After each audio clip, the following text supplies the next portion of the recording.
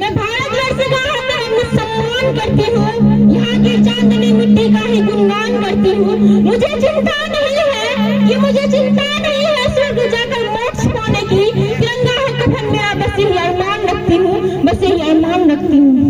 माननीय मुख्य अतिथि, आदरणीय शिक्षकगण, अभिभावकगण एवं मेरे प्यारे दोस्तों, मैं पिताजी से आज आप सभी के समक्ष गणतंत्र दिवस यानी 26 जनवरी के अवसर पर अपना कुछ विचार आप लोगों के साथ साझा करना चाहूंगी कि देशभक्ति और राष्ट्रमान है क्या। तो आज मुझे खुल के बोलना है और आप सभी को समझ कर सुनना है।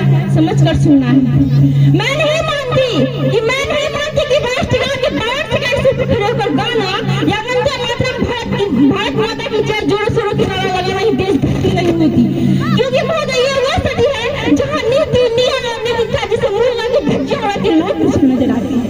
महोदय ये वो सदी है जहाँ सत्य अहिंसा और जिस देश के युवा फेसबुक, व्हाट्सएप और इंस्टाग्राम जैसे सोशल नेटवर्किंग साइट्स पर सेटिंग, डेटिंग, चैटिंग और फ्लर्टिंग के मायाजाल में फंसे नजर आते हैं। अरे मुझे तकलीफ तब होती है जब आज का ये नौजवान जिसके कंध पर जिम्मेदारी है अपने समाज, अपने राष्ट्र की आशा को बांधे रखने की, वही युवा आज मुझे इंस्टाग्राम में डूबा और शराब की लत में भीगा नजर आता है। तो मैं इन युवाओं को कहना चाहूंगी कि मोहनिंद्रा में सोने वाले लोगों अब भी रखो तुम जाग जाओ, कि मोहनिंद्रा में सोने वाले लोगों अब भी रखो तुम जाग जाओ, इससे पहले कि तुम्हारी नींद इस राष्ट्र को हिलाने डूबे। इस मुल्क को खतराना हिंदुओं से है ना मुसलमानों से है, आज इस मुल्क को खतराना हिंदुओं से है ना मुसलमानों से है, आज इस मुल्क को तकलीफ है तो सिर्फ बेईमानों और गद्दारों से है। एक सैनिक बनकर सेना में जाना ही देशभक्ति नहीं होती, एक सैनिक बनकर सेना में जाना ही देशभक्ति नहीं होती। आजादी के पूर्व बात कुछ और थी और आज बात कुछ और है। तब झांसी की रानी लक्ष्मीबाई से लेकर शहीद आजमवीर भगत सिंह तक, चंद्रशेखर आजाद से लेकर महात्मा गांधी तक इन्हें हम देशभक्त कहते थे। परंतु आज मैं देशभक्त कहूँ तो किसे कहूँ? अपने परिवार, अपने समाज के लिए समर्पण का भाव है देशभक्ति। हर व्यक्ति के जीवन में आने वाला तूफान है देशभक्ति। एक गरीब बीमार बुजुर्ग को दवाई दी जाए तो वो है देशभक्ति। एक पत्रकार अपना पत्रकारी की ईमानदारी से करे तो वो है देशभक्ति। और एक शिक्षक पैसे के लिए नहीं,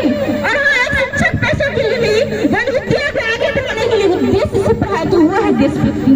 तो मैं इन देशद्रोहियों को कहना चाहूंगी कि हमारे जो गोली वालों फुजाएं हमारी सारों से बदलती है, ये हमारे जो गोली वालों फुजाएं हमारी सारों से बदलती है।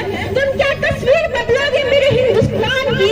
शेरों के जिगर में महाभारत बसती है, शेरों के जिगर में महाभारत बसती है। और अगर आज मैं बात महिलाओं की करूं तो आज महिलाओं पर आरक्षित नहीं बल्कि उन्हें संरक्षित करने की जरूरत है, क्योंकि आज बाल विवाह, दहेज प्रथा, कन्या भ्रूण हत्या जैसी समस्या बढ़ती नजर आ रही है। तो मैं नारी सशक्तिकरण पर कुछ पंक्तियां अदा करना चाहूंगी। इस वतन की रक्षा का हम लड़कियों को भी हक है, इस वतन की रक्षा का हम लड़कियों को भी हक है। और इतिहास की किताबें उठाकर देख लो, जिसको भी हमारी काबिलियत पर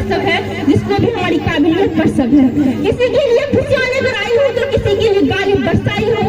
मैं भी अपने वतन की रक्षा के खातिर कंधा से कंधा मिलाने आई हूँ और भारत माँ की बेटी हूँ। मैं तैयार हूँ सड़क पर जाकर सीने पर गोली खाने को, सड़क पर जाकर गोली खाने को। एक माँ बनकर हर बेटी को सहजाना आता है, एक बहन बेटी या पत्नी बनकर हर बम को छुपाना आता है। और रसोई में सिर्फ बेलन ही नहीं सहार, मुझे इस वतन की रक्षा के खातिर हथियार उठाना आता है।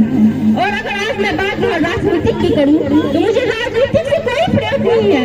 वन फर्क है राजनीतिक करने वालों की, राजनेताओं की नीति से है। चुने गए उम्मीदवार राजा नहीं वरन सेवक होना चाहिए जो जनता की हर समस्या का निदान कर सके। और हाँ, स्वतंत्र हमें लड़ झगड़ कर नहीं बल्कि सोच समझ कर जो फैसले लिए जाएंगे तब हमारा राष्ट्र निर्माण संभव होगा, तो मैं इन राजनेताओं को दो लाइन कहना चाहूंगी कि जिन्हें हम हाथ समझ बैठे थे कल अपने सजाने को, वही अब नाक बन बैठे हैं हमें को काट खाने को। आज कालाधन, भ्रष्टाचार इस देश के प्रमुख मुद्दे हैं। इंसान तो गुजर जाती है लेकिन इंसानियत चोट खा जाती है। और इस दर्द से हम सोने की चैन तो खरीद सकती है लेकिन नींद चैन सो नहीं सकती, इसका मैं दावा करती हूँ। हमारा राष्ट्र तब संभव होगा जब एक गरीब की झोपड़ी को बदलकर उसका आत्मा एक घर होगा। हमारा राष्ट्र तब संभव होगा जब प्रत्येक किसान के खेतों पर पानी पहुंचाएगा। जाएगा। हमारा राष्ट्रवाद तब सफल होगा जब इस दुनिया में आइंस्टाइन बाबा के साथ साथ गांधी, नेहरू, स्वामी विवेकानंद जैसे महापुरुषों की जीवनी को पढ़ा जाएगा। मैं अंत में किसी शायर की पंक्ति और अपनी तमन्नाओं के साथ अपनी वाणी को विराम देती हुई यह कहना चाहूंगी कि काश मेरा जिंदगी में सफर का कोई शाम आए, कि काश मेरा जिंदगी में सफर का कोई शाम आए, काश मेरा जिंदगी मेरा वतन का काम आए।